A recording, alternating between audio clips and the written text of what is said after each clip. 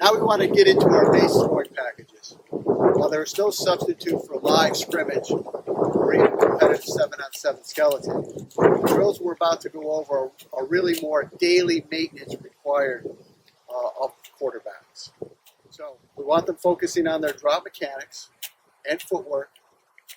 Some of these drills are meant to align the route tree with their drop. In regards to the passing game, I think there's 5 key points we stress to quarterbacks. 1, aim small, miss small. This is necessary in order to complete a high percentage of passes. Number 2, when we're throwing the football, we throw through a receiver, not to a receiver. 3, when we're throwing to the boundary or sideline, we must be on time and outside. 4, in the red zone or end zone, we must target our receiver's body.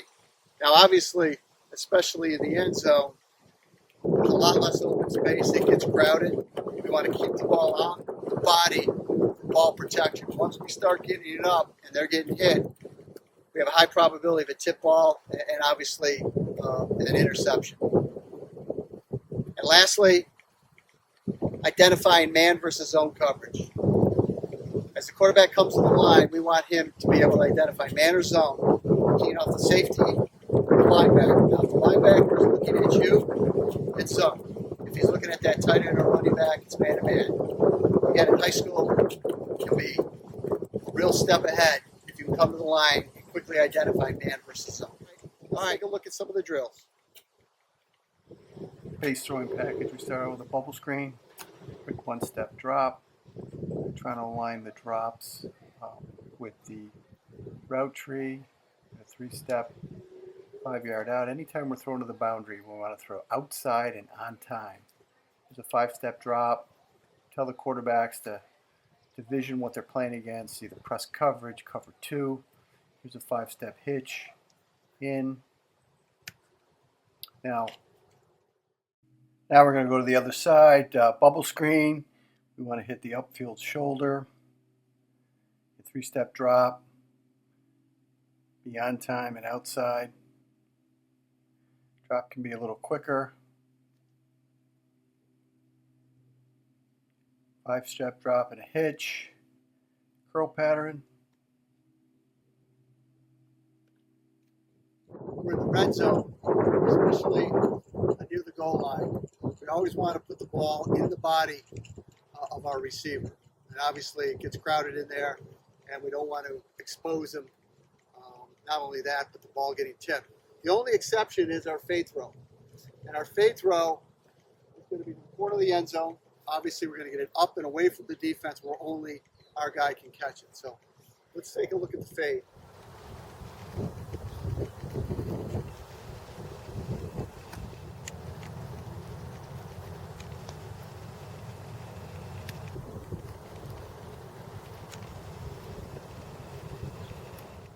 Okay, now we're going to go through our sprint out passing game. Key coaching points. 1, we want the quarterbacks to get depth. So we want them to take a good 45-degree angle, sprint around the corner. So we got to get around the corner. Now we got to pick up our target.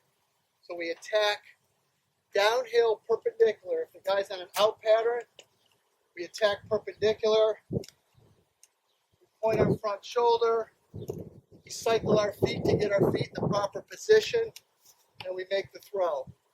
One other thing to note, since we are moving forward, there's a tendency for the ball to go downward. So to counteract that, when we come around and we cycle our feet to get our feet in the right position, we hold our arm a little higher to compensate for the fact that we're moving forward.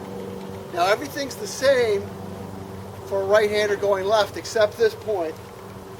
Instead of a 45-degree angle, we're going to take a 70-degree angle and get depth so we can better attack and turn our shoulders. So when we're going the opposite, we're just getting a little deeper so we can turn our shoulders. So that's the key to the sprint out game.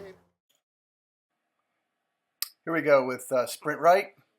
Quarterback gets depth, Gets around the corner, picks up his target, attacks downhill, delivers the throw. In sprint out, we want to see him get a little quicker out there, cycle the feet, complete the throw. Different look. Again, gets around the corner, attacks downhill. Here we see his elbow up, good throw.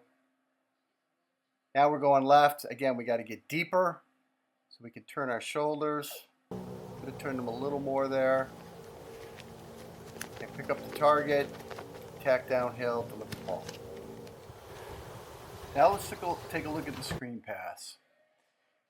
Quarterback really needs to set their depth, head and eyes downfield. We don't want to telegraph the pass. When he takes his retreat step, he actually moves closer to the receiver in order to shorten the distance of the throws. We see here, step, retreat step, close the gap to the receiver. Now this is not a blind throw, so we need to make sure there's no defender who can make a play. If so, we'll throw it at the feet of the running back. But timing is key. You got to set your depth, make it look like you're throwing downfield on your retreat step, move closer to the wide receiver and deliver the ball. All right, now we're going to look at the deep throw. And kind of the key here is to maintain good form, right? We want to drop the shoulders a little bit, but mainly we want to get into that target where it's kind of a high five and we get it up. We want a good rotation of the hips, good push off that back foot. We want that ball to turn over. So let's take a look. Great throw.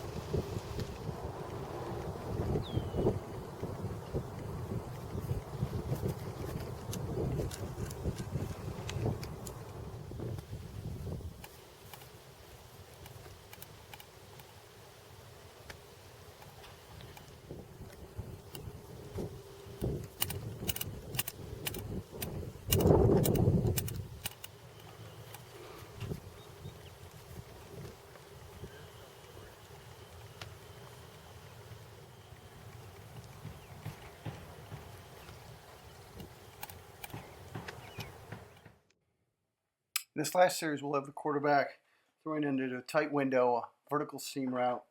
He needs to hold the safety's eyes and deliver the ball over the head of the trailing inside linebacker.